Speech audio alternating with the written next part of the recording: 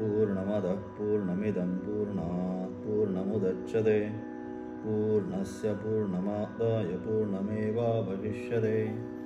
ओम शांति शांति शांती। या ठिकाणी चालू केलेला आपला ईशावास्य उपनिषद, त्याची असणारी प्रपीठिका अर्थात प्रास्ताविका जी आहे, प्रस्तावना जी आहे ती आपण या ठिकाणी पाहत होतो. कालच्या पाठामध्ये आपण सगळं की प्रस्तावना व्यवस्थित पाहिली, कशा प्रकारे वेद, त्यानंतर वेदाच्या अनुषंगाने काय संहिता सांगितली, ब्राह्मण सांगितलं आणि आरण्यक सांगितलं. या संहिता, ब्राह्मण आणि आरण्यक जे आहे, या संहिता, ब्राह्मण, आरण्यकामध्ये जो आरण्यकाचा जो भाग आहे, त्या आरण्यकाच्या भागाला या ठिकाणी आपण काय म्हणतो, आरण्यकाचा जो भाग आहे त्या आरण्यकाच्या भागाला या ठिकाणी आपण उपनिषद असं या ठिकाणी संज्ञा केली. म्हणजे काय, तो अरण्यामध्ये गुरुच्या अनुषंगाने त्या ठिकाणी असणारं गुरुकुल असेल, गुरुजींचा आश्रम असेल, त्या ठिकाणी जाऊन, उप म्हणजे जमीन, समीप, त्यांच्याहून त्याचं नावच आहे उपनिषद, अलग त्यांच्या समीप जाऊन तद्विज्ञानार्थम स गुरुमेव अभिगच्छेत तद्विद्धी प्रणिपातेन परिप्रश्नेन सेवया उपदेक्षन्ति ते ज्ञानम ज्ञानिनस्तत्वदर्शना. हा उपनिषदांचा सिद्धांत की हे जे ज्ञान आहे, कारण ही ब्रह्मविद्या आहे, अध्यात्मविद्या विद्यानाम हे सांगितलं. सर्व विद्येमध्ये असणारी अध्यात्मविद्या जी आहे, यस्मात् परमना परमस्ते किंचित सांगितलं शास्त्राने की ही जी विद्या आहे या विद्येपेक्षा श्रेष्ठ दर्जाची. आता शेवट हा, आता उपनिषद शिकल्यानंतर पुन्हा मला काहीतरी शिकायचं आहे म्हणजे मग त्याला त्याचा अर्थ कळाला, म्हणून ही राजविद्या, राजगुह्य, अध्यात्मविद्या सगळ्या म्हणून भगवंतांनी त्या ठिकाणी गीतेमध्ये सुद्धा सांगितलं. काय ही मी कोणती विद्या, ही अध्यात्मविद्या आहे. सर्व विद्यानाम, जेवढ्या काही विद्या आहे त्या सर्व विद्यांमध्ये असणारी सर्वश्रेष्ठ विद्या, किती एकदा तुम्हाला प्राप्त केल्यानंतर तुम्हाला काय होणार आहे, अमृतत्वाची प्राप्ती तिकडून. गीता दुग्धम गीतामृतम महत. दुग्धम गीता अमृतम महत सांगितलं. अमृत स्वरूप आहे, अमृतत्व देणारी जी विद्या. बाकीच्या विद्या आहे, इतर गोष्टी सर्व लौकिक तुम्हाला प्राप्त करतील, पण अमृतत्व देणार नाही. आणि म्हणून ते अमृतत्व जे आहे, ते अमृतत्व ज्या विद्येमध्ये सांगितलेली आहे ती विद्या म्हणजे ब्रह्मविद्या. आणि ती ब्रह्मविद्या ज्यापासून सांगितली ती प्रस्थांतरे, गीता, उपनिषद आणि ब्रह्मसूत्र. त्याच्यामध्ये असणारी जी उपनिषद आहे, काल आपण पाहिल्याप्रमाणे ही 10 उपनिषद, त्यामध्ये प्रामुख्याने त्या 10 उपनिषदांमधलं असणारं ईशावास्य उपनिषद अत्यंत सूत्रात्मक, 18 केवळ त्याच्यामध्ये मंत्रात्मक आहे ईशावास्य उपनिषद. आणि त्यामुळे अत्यंत स्वल्प, अत्यंत कमी असणारं उपनिषद म्हणजेच ईशावास्य उपनिषद, की त्याचा सुरुवात जी आहे, ईशा अवास्य इदगम सर्वम, की परमेश्वराने संपूर्ण जे जगत जे आहे ना, हे संपूर्ण जगत कोणी व्याप्त केलेलं आहे, तर परमेश्वराने जगत संपूर्ण हे व्याप्त केलं, त्याच्या व्यतिरिक्त या ठिकाणी नाही. आणि म्हणून आपण जीवन जगत असताना कुठल्याही गोष्टीमध्ये आपली ज्या मनामध्ये, अंतःकरणामध्ये जी गृधी म्हणजे च्यापेक्षा अधिक प्राप्त करण्याची जी इच्छा आहे, ती इच्छा सोडून काय केलं पाहिजे, आपण जीवन जर जगलो तर अत्यंत सुख आणि समाधानाने, शांततेने आपण आपलं जीवन जगणार आहोत. आणि अशा असणारी ही उपनिषद विद्या, त्या उपनिषद शब्दाचं जे निर्वचन जे आहे, की उपनिषद शब्दाची व्याख्या, उपनिषद म्हणजे नक्की काय, ते आपण आता या ठिकाणी आरंभ करणार आहोत. उपनिषद शब्दाचे निर्वचनम, की उपनिषद आपण म्हणतो, पण नक्की उपनिषद म्हणजे हा शब्द जो आहे, हा उपनिषद शब्द कसा काय बनला, त्याच्यामध्ये कोणकोणत्या गोष्टी आल्या, त्याचा असणारं निरूपण, त्याची असणारी सखोल आता डिस्क्रिप्शन, त्याचं काय काय त्याच्यामध्ये कोणते शब्द आले, त्यांचा अर्थ काय, मग उपनिषद शब्दाचा अर्थ नक्की काय होणार आहे, हे या ठिकाणी आता सांगण्याचा किंवा या ठिकाणी आपण आता पाहण्याचा प्रयत्न करणार आहोत.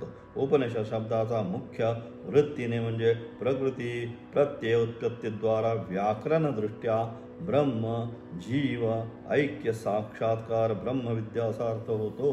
म्हणजे उपनिषद शब्दाचा अर्थ काय होतो, तर उपनिषद शब्दाचा अर्थ प्रकृती प्रत्यय उत्पत्ती म्हणजे व्याकरणाआधी, प्रत्यय उत्पत्ती म्हणजे व्याकरणाआधी जे आहे त्याच्या अनुषंगाने, अथवा म्हणजेच काय, द्वारा म्हणजे व्याकरणदृष्ट्या, व्याकरणदृष्ट्या म्हणजे शब्दाची जी व्याख्या करतो आपण त्यावेळी त्याचं व्याकरणदृष्ट्या आपण पाहतो.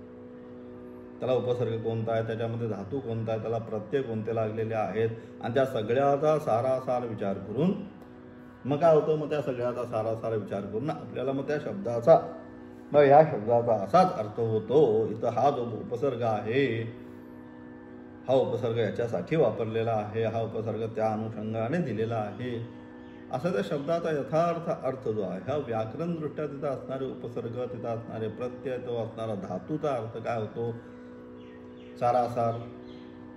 आणि मग त्याच्यातनं तो काय होता, अत्यंत त्याला म्हणतो आपण व्यवस्थित, अचूक ज्याला म्हणतो, त्याच्या व्यतिरिक्त त्याचा दुसरा अर्थ होऊ शकत नाही. आणि म्हणून असा तो जो आहे मग हा व्याकरणदृष्ट्या इथं उपनिषब्दात या ठिकाणी जो आहे हा काय, प्रकृती प्रत्यय उत्पत्तीद्वारा व्याकरणदृष्ट्या काय त्याचा अर्थ होतो मग उपनिषद शब्दाचा. तर उपनिषद शब्दाचा अर्थ म्हणजे जीव ब्रह्म ऐक्य साक्षात्कार, म्हणजेच काय, तर ब्रह्मविद्या असाच अर्थ होतो.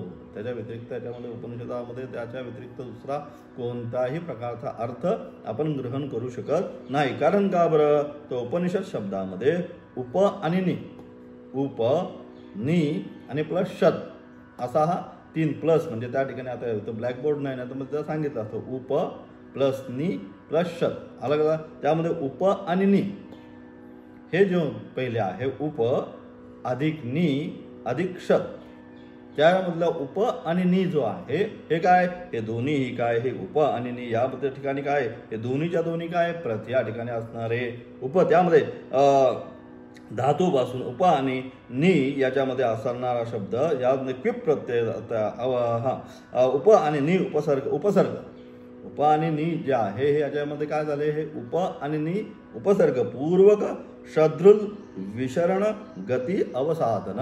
शत्रुल हा धातू, मग त्याचा अर्थ काय होतो, धातू प्रत्यय त्या ठिकाणी आहे, अलग अलग त्या धातू प्रत्ययामध्ये त्याचा असणारा अर्थ होतो विशरण गती आणि अवसाधन, हा त्या ठिकाणी त्याचा अर्थ होतो. म्हणजेच या धातूपासून पुन्हा कृदंत प्रत्यय म्हणजे क्विप प्रत्यय तयार करून उपनिषद हा शब्दाचा अर्थ होतो. म्हणजेच काय, थोडक्यात त्याचा अर्थ यातील उपशब्दाचा अर्थ, पहिला तो उपशब्द आहे, उप अधिक नि सांगितलं, आणि नंतर शत आपण म्हणतो. मग उप म्हणजे काय, मग उप या शब्दाचा अर्थ या ठिकाणी यातील उपशब्दाचा अर्थ म्हणजे काय, अर्थ समीप म्हणजे जवळ. उप म्हणतो तो त्याच्या उप आहे, उप म्हणजे अत्यंत समीप, आपला जो त्याच्या समीप आहे त्याला आपण म्हणतो या ठिकाणी उप. त्याचप्रमाणे या ठिकाणी उपशब्दाचा अर्थ काय आहे, समीप आहे. आणि त्यानंतर उप अधिक नि आला, मग निचा अर्थ नि म्हणजे निश्चय, नि या शब्दाचा अर्थ काय या ठिकाणी निश्चय, निश्चितपणे. समीप म्हणजे काय, म्हणजे सर्वांपेक्षा जो जवळ असा सर्वांतर्यामी प्रत्येगात्मा याचा बोध होतो. म्हणजे निश्चयपणे कोण समीप आहे, निश्चितपणे आपल्या समीप कोण आहे याचा उप म्हणजे अत्यंत समीप. हे सगळं आहे, त्यापेक्षा शरीर आहे, इंद्रिय आहे, मन आहे, अंतःकरण आहे, अहमवृत्ती आहे, त्याच्यापेक्षा समीप काय आहे याचा सारासार विचार याच्यामध्ये केला जातो, किंवा याचा अर्थ ज्यामध्ये सारासार सांगितला जातो तो अर्थ म्हणजे उपनिषदांनी सांगितलेला अर्थ. आणि म्हणून जो सर्वांपेक्षा समीप आहे, कोण आहे सर्वांपेक्षा समीप याचा बोध, म्हणजे कोण, मग तो सर्वांपेक्षा अत्यंत समीप तो प्रत्येगात्मा. स आत्मा तत्त्वमसि श्वेतकेतो, त्या ठिकाणी पण उपदेश केला की जो सगळ्यापेक्षा समीप कोण आहे, स आत्मा तत्त्वमसि श्वेतकेतो. श्वेतकेतोला उपदेश करताना तेच सांगितलं की तोच आत्मा की जे त्या परमेश्वरागत चैतन्य आणि इथं ह्या ठिकाणी असणारं जे चैतन्य जे आहे याच्यामध्ये जी समीपता आहे किंवा याच्यामध्ये सारखा भाव जो आहे, जसं लाईटचं आपण उदाहरण सातत्याने देतो, जशी लाईट काय, एकच लाईट, ज्याप्रमाणे दिवा असेल, फ्रीज असेल, हे यंत्र असेल, मोबाईल असेल, पंखा असेल, या सगळी उपकरणं जरी अनेक ती चालत असली तरी या सर्वामध्ये असणारे विद्युत प्रवाह हा भिन्न आहे का. तसं दिव्याला वेगळी लाईट आली, मग MSEBला फार त्रास होईल, लाईट पंख्याला वेगळी लाईट द्या, फ्रीजला वेगळी लाईट द्या, असं नाही. त्या सर्वांमध्ये ज्याप्रमाणे धावणारे अनुस्यूत ऊर्जा शक्ती ज्याप्रमाणे एक आहे त्याचप्रमाणे अलग अलग सर्व, म्हणून सजीव सृष्टीमध्ये असणारी चेतना आहे त्या ठिकाणी. त्याशिवाय हे सगळं होत नाही. अलग लक्षात. चाले हे शरीर कोणाची या सत्य सांगितलं. कोण बोलवितो हरी विन सांगितलं की या ठिकाणी हरीची जोपर्यंत सत्ता आहे तोपर्यंतच हे सगळं चालतंय. ज्या क्षणी हरीची सत्ता या ठिकाणून नाही जाईल, संपेल, त्या वेळेस या शरीराचा काही उपयोग होणार नाही. आणि म्हणून जोपर्यंत हरीची सत्ता आहे तोपर्यंत हरी जाणण्याचा प्रयत्न केला पाहिजे. तो हरी जाणण्याचा प्रयत्न ज्याच्यामधून सांगितला तो सगळं मार्ग, तो सर्व मार्ग म्हणजेच उपनिषदांचा असणारा मार्ग, प्रस्थानत्रय असणारा मार्ग. आणि म्हणून या ठिकाणी म्हणजे काय, जो जो असा नि म्हणजे अत्यंत काय निश्चयपणे, निश्चितपणे की हाच आहे. जय जय स्वसंवेद्या आत्मरूपा, की हा निश्चितपणे, हा निश्चय की अशा प्रकारचा नि म्हणजे शब्दाचा म्हणजे निश्चय, म्हणजे सर्वांपेक्षा जो जवळ असा सर्वांतर्यामी प्रत्येगात्मा, सगळ्यांपेक्षाही जवळचा जो आहे तो प्रत्येगात्मा. आत्मनस्तु कामाय सर्वं प्रियं भवति. त्या ठिकाणी सांगितलं याज्ञवल्क्यांनी की हे सगळं का प्रिय, ते त्यामुळे मला सुख होतं. आणि म्हणून काय केलं पाहिजे, ज्याला सुख होतं ते पाहण्याचा प्रयत्न कर. आत्मा वारे द्रष्टव्यो मंतव्यो निदिध्यासितव्यो मैत्रेयी सांगितलं. या सगळ्या गोष्टींनी ज्याच्यामुळे आनंद होतो तो कोण, तो आत्मतत्व. ते आत्मतत्व म्हणून काय कर, आत्मा वारे द्रष्टव्यो मंतव्यो निदिध्यासितव्यो, तो जाणण्यासाठी तू काय कर, प्रयत्न कर. आणि म्हणून त्या जाणण्याची विद्या ज्याच्यामध्ये सांगितली निश्चितपणे, उप म्हणजे समीप, निश्चितपणे तोच आत्मा, प्रत्येगात्मा अशा स्वरूपाचा आहे. कसा स्वरूपाचा आहे, मग तो सच्चिदानंद स्वरूप आहे. अरे तो सच्चिदानंद स्वरूप असताना सुद्धा मी हे सगळे सुखदुःखी काय करतोय, भोगतोय. जोपर्यंत स्वस्वरूपाचं ज्ञान नाही, मी कोण हे यथार्थ कळत नाही, तोपर्यंत मनुष्याला दुःख आहे. एकदा मी कोण हे कळलं की मग सगळं दुःख ज्याप्रमाणे करतो निश्चितपणे हलकं होतं. म्हणून तो मीचं असणारं स्वरूप ज्याच्यामध्ये प्रतिपादन केलं ती विद्या म्हणजे उपनिषद शब्द विद्या. म्हणून या ठिकाणी नि शब्दाचा म्हणजे निश्चितपणे, इकडे तिकडे नाही, अलग लक्षात, निश्चित हेच आहे. सात्मा तत्वमसी श्वेतकेतो, तो हाच आहे. अशा प्रकारे दृढ निश्चय झाला पाहिजे. स्थाणु निखन न्यायन. म्हणून काय सांगितलं, श्रवण, मनन आणि निदिध्यासना सांगितलं. काय काय केलं पाहिजे हा क्रम सांगितला. आता काय तुम्ही सगळं श्रवण आहे तुमचा.